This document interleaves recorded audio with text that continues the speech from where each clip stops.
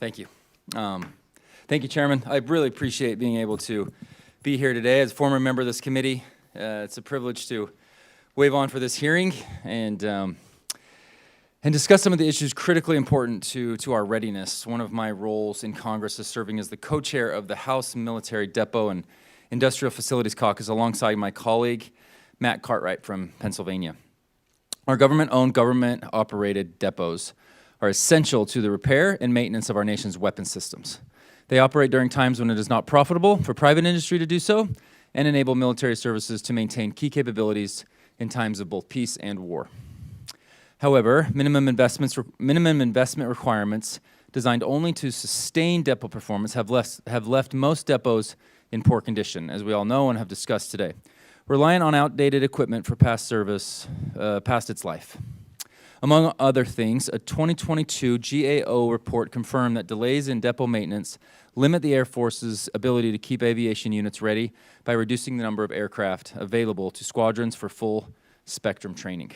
Addressing poor conditions at depots will not only cost billions and require sustained management attention for over many years, but it will also require creativity and forward thinking from decision makers. General Slife, we've talked previously.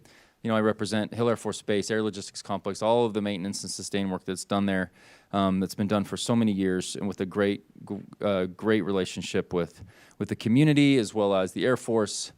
So many positives. This is a big deal for our nation, for our readiness, for Hill Air Force Base.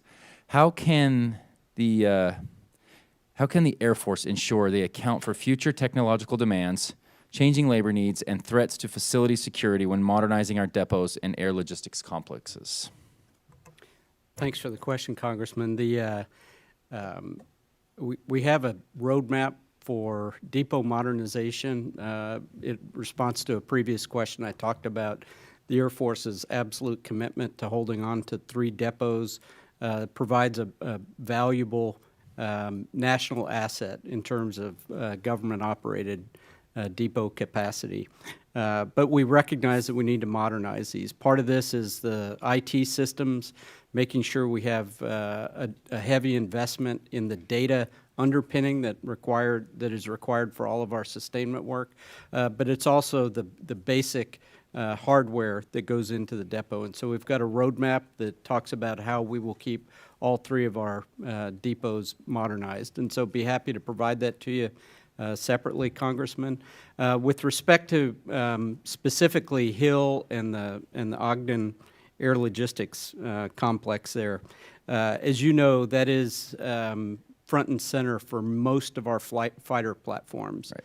And so most of our fighter platforms, particularly the newer ones as they come on, are very software intensive. And so one of the things that we really value about the center at Hill is the heavy investment in software engineering that goes on there, and the government architectures that they're able to support and turn capabilities onto our frontline fighters a whole lot faster than perhaps our adversaries would. So committed to the depot construct, and happy to provide you information on our modernization plan. Thank you. Appreciate it. And you brought up exactly what I wanted to just touch on next. The nation's 3 air logistics complexes ensure the U.S. Air Force can rapidly respond to global challenges by prepping supplies for immediate deployment and sustaining equipment that can be returned quickly into that theater on short notice. Their strategic importance as maintaining U.S. air readiness and effectiveness cannot be overstated. In the event of a peer-to-peer conflict in the Indo-Pacific, for example, we would be suddenly faced with the need to integrate with our allies into a wider sustainment network of air power. How is the Air Force engaging with Indo-Pacific partners regarding the sustainment and depot maintenance side of the readiness discussions? Just give me a little bit of perspective on that. Yeah, we have a number of partnerships with commercial depot service providers throughout the Indo-Pacific region. That gives us capacity that we need, number one. Number two, for those forward-based fighter platforms, it saves us having to drag them all the way across the Pacific Ocean and back. So we invest in that, and plus in times of conflict, it provides additive capacity that's available to us. And so while we rely most heavily on our organic depot capacity, we do have a global network that we rely on as well. For fear of, going over my time anymore. Chairman, thank you so much. General, appreciate all of your engagement and your commitment to this really important effort. Yield back.